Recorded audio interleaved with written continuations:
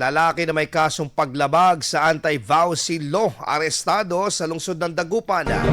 Para sa detalye kasama natin Idol Joanna De Vera.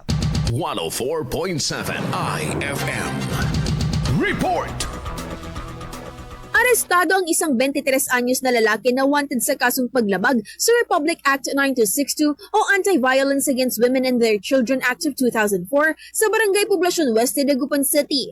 Ang suspect na residente ng Barangay Kalmay ay naaresto sa bisa ng warrant of arrest na inilabas para sa paglabag sa Section 5 ng naturang batas. Mayroon itong nakatakdang piyansa na 72,000 pesos para sa kanyang pansamantalang kalayaan. Ayon sa ulat, naisagawa ang pag-aresto ng maayos at naitala sa pamamagitan ng body-worn camera at alternative recording device bilang bahagi ng transparency at accountability ng kapulisan. Kasalukuyang nasa kustudiya ng Dagupan City Police ang suspect para sa kaukulang dokumentasyon. Kasama mula dito sa IFM Dagupan, ito si Idol Joanna De Vera. Tatak IFM. IFM News. IFM News.